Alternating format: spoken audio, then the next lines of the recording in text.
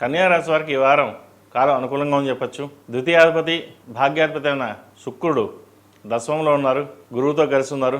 విదేశీయాన ప్రయత్నాలు కలిసి వస్తాయి. విహారయాత్రలు, శుభకార్యాలు పాల్గొనడం, ఒక వాహనం కావచ్చు, ఇంటి నిర్మాణం సంబంధించిన కొత్త ఇల్లు కావచ్చు, కొనుగోలు చేస్తారు. కాలం వీరికి అనుకూలంగా ఉంది. చేపట్టిన ప్రతి పనిలోనూ ఏ ఆటంకాలు లేకుండా సాఫీగా సాగిపోతుంది. వృత్తి ఉద్యోగాల పరంగా కూడా వీరు చక్కగా ఉందని చెప్పచ్చు. ఆరోగ్యం కుదురుపడుతుంది. చిన్న చిన్న ఇబ్బందులు ఏమైనా ఉన్నా కూడా అవి సమస్యపోతాయి. అయితే 6ంట రాహు ఉన్నారు. శత్రువులు ఎక్కడో లేరు, మన పక్కనే ఉన్నారని మీరు గ్రహించలేకపోతారు. శత్రువుల విషయంలో జాగ్రత్త వహించాలి. ఆరోగ్యం పట్ల కూడా కాస్త జాగ్రత్త వహించాలి. 6ంట రాహు ఉన్నారు కాబట్టి మనకి తెలియకుండానే చిన్న చిన్న ఆరోగ్య సమస్య తలెత్తే అవకాశం ఉంది. అది ఏమిటని చెప్పలేము.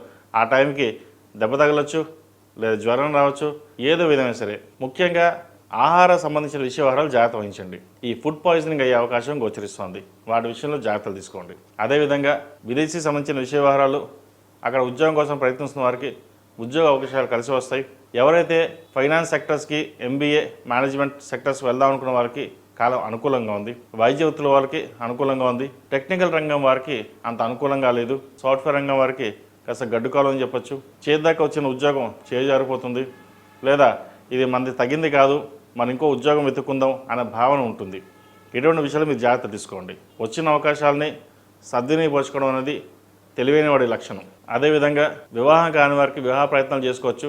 చక్కగా శ్రావణ మాసం ప్రారంభమైంది. వివాహ ప్రయత్నాల్లో ఎటువంటి ఇబ్బంది లేకుండా మంచి సంబంధం కుదురుతుంది. అదేవిధంగా ఈ క్రెడిట్ కార్డు, హౌసింగ్ లోన్ సంబంధించిన విషయంలో కొంత జాప్యం జరిగే అవకాశం ఉంది. హౌసింగ్ లోన్ విషయంలో, క్రెడిట్ కార్డు విషయంలో, కట్టే విషయంలో కూడా వాటి విషయంలో జాగ్రత్త వహించాలి. ఎటువంటి లేట్ లేకుండా త్వరగా కట్టడం వల్ల కొన్ని సమస్యల నుండి బయటపడగలుగుతారు. లేకపోతే అవి ఇబ్బంది పెట్టే విధంగా గోచరిస్తుంది. అది భవిష్యత్తులో మీరు ఇబ్బంది పడతారు. వాటి విషయంలో జాగ్రత్త తీసుకోండి. ఈ రాశిలో మించిన విద్యార్థులకు కాలం చక్కగా ఉందని చెప్పచ్చు. విదేశీ వ్యవహారాలు కలిసి వస్తాయి.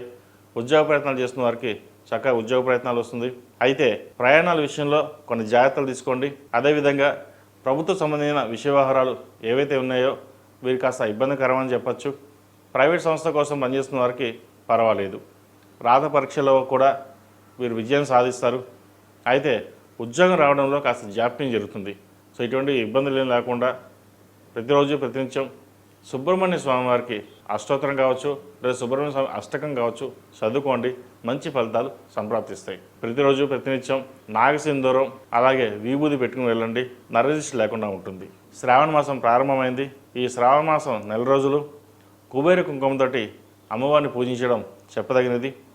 ఇది అందరూ చేయవచ్చండి. ఇది అష్టలక్ష్మిలు అమ్మవారి కరుణా కటాక్షం మనందరికీ ఉండాలని ప్రతిరోజు లక్ష్మీ తామరవతులతోటి నువ్వుల నూనె పోసి దీపారాధన చేయండి. అదేవిధంగా శుక్రవారం, మంగళవారం నాడు రాహుకాల సమయంలో నిమ్మకాయ డొప్పులతోటి నువ్వుల నూనె పోసి దీపారాధన చేయండి. ఇది చేయడం వల్ల నరదిష్టి, ఇంట్లో ఏమైనా ఇబ్బందులు ఏమైనా ఉంటే అవి కాస్త వరకు తొలుగుతాయి. ఇది చిన్న రెమెడీయే, కానీ ఫలితం చక్కగా ఉంటుంది. ఇటువంటి విషయాల్లో ఇబ్బందులు లేకుండా చేసుకోండి. మంచి ఫలితాలు ఉంటాయి. ఈ రాశిలో జన్మించిన వారికి కలిసి వచ్చే సంఖ్య 6, కలిసి వచ్చే రంగు గ్రీన్. ఏదైనా పని మీద బయటకు వెళ్ళేటప్పుడు సోమవారం కానీ శుక్రవారం నాడు కానీ వెళ్ళండి. మంచి ఫలితాలు సంప్రాప్తిస్తాయి. తదుపరి